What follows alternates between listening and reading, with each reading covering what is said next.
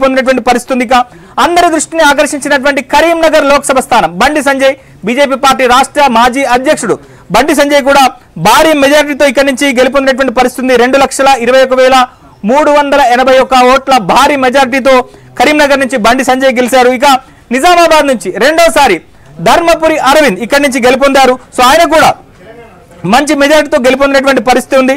మరోవైపు జహీరాబాద్ లోక్సభ స్థానానికి సంబంధించి సో బీఆర్ఎస్ నుంచి బీజేపీలో చేరినటువంటి బీవీ పాటిల్ ఈసారి గట్టి పోటీ ఇచ్చారు. సో చివరి నిమిషంలో కాంగ్రెస్ పార్టీకి సంబంధించినటువంటి అభ్యర్థి షట్కార్ మంచి మెజారిటీతో ఇక్కడి నుంచి గెలుపొందినటువంటి పరిస్థితి. 47,947 ఓట్ల మెజారిటీతో సురేష్ షట్కార్ కాంగ్రెస్ అభ్యర్థి గెలుపొందారు. ఇక మెదక్ లోక్సభకు సంబంధించి అందరి దృష్టి కూడా చాలా తీవ్రంగా ఉంది. ఎందుకంటే బీఆర్ఎస్ పార్టీకి సంబంధించి సో ఈ లోక్సభ ఎన్నికల్లో ఒక్క సీటును కూడా గెలవదనేటువంటి చర్చ అభిప్రాయం ఉండింది. కానీ మెదక్ నుంచి ఖచ్చితంగా బీఆర్ఎస్ పార్టీ గెలుస్తుందనేటువంటి కొంత ధీమాతో ఆ పార్టీ ఉన్నప్పటికీ కూడా సో తుది ఫలితంలో బీఆర్ఎస్ పార్టీ అభ్యర్థి 3వ స్థానానికి సరిపెట్టుకోవాల్సినటువంటి పరిస్థితి ఏర్పడింది. ఇక్కడి నుంచి బీజేపీ అభ్యర్థిగా ఉన్నటువంటి రఘునందన్ రావు సో భారీ మెజారిటీతో ఇక్కడి నుంచి గెలుపొందినటువంటి పరిస్థితి ఉంది.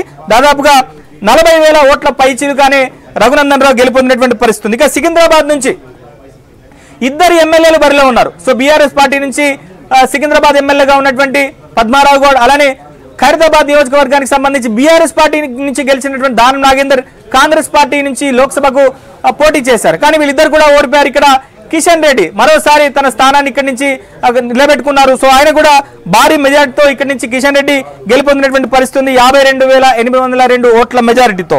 ఇక చేవెళ్ల నియోజకవర్గానికి వస్తే ఇక్కడ కొండా విశ్వేశ్వరరెడ్డి 1,50,000 ఓట్లకు పైచీలకు మెజారిటీతో బీజేపీ అభ్యర్థి కొండా విశ్వేశ్వరరెడ్డి గెలుపొందారు. సో మరోవైపు మహబూబ్ నగర్ సో ఈ మహబూబ్ నగర్ స్థానం కూడా చివరి నిమిషం వరకు కూడా కాంగ్రెస్ బీజేపీ మధ్య దోబూచులాడినటువంటి పరిస్థితి ఉంది.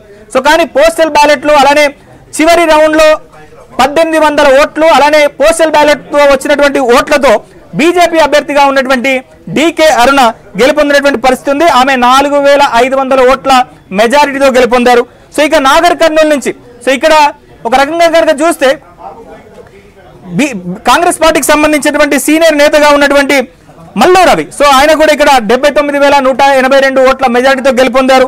సో ఇక నల్గొండ స్థానానికి సంబంధించి రాష్ట్ర చరిత్రలోనే రికార్డ్ సో కొందూరు జానారెడ్డి కుమారుడు రఘువీర్ రెడ్డి ఇక్కడ 5,59,968 ఓట్ల మెజారిటీతో గెలుపొందారు. ఇక భువనగిరి లోక్సభ సెగ్మెంట్ కి సంబంధించి కనుక చూస్తే ఇక్కడ కూడా కాంగ్రెస్ పార్టీ గెలుపొందింది. మరోసారి తన సిట్టింగ్ సీట్ ని దక్కించుకుంది. సో ఆయన కూడా చామల కిరణ్ కుమార్ రెడ్డి 2,21,789 ఓట్ల మెజారిటీతో భువనగిరి సీట్ ని దక్కించుకున్నారు. మరోవైపు మహబూబాద్ నియోజకవర్గానికి సంబంధించి ఇక్కడ కూడా బలరాం నాయక్ కాంగ్రెస్ పార్టీకి సంబంధించినటువంటి సీనియర్ నేత ఉన్నారు. ఆయన మాజీ కేంద్ర మంత్రిగా కూడా పనిచేశారు.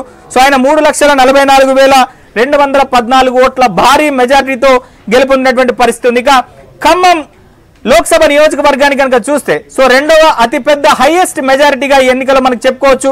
సో రామసాయం రఘురామరెడ్డి సో పొంగులేటి శ్రీనివాసరెడ్డి వియ్యంకుడుగా ఉన్నారు. సో ఆయన 4,62,011 ఓట్ల మెజారిటీతో గెలుపొందినటువంటి పరిస్థితి ఉంది. సో మొత్తం మీద ఈ ఎన్నికల్లో కాంగ్రెస్ వర్సెస్ బీజేపీ అన్నట్టుగానే ఉంది. ఎక్కడ కూడా బీఆర్ఎస్ పార్టీ ఆశించిన స్థాయిలో పోటీ ఇవ్వనటువంటి పరిస్థితి ఉంది. సో కిరణ్ కుమార్ రెడ్డి తెలంగాణ ముఖ్యమంత్రి రేవంత్ రెడ్డి సో ఆయన ఈ ఎన్నికల సందర్భంగా ఒక సంచలన ప్రకటన చేశారు.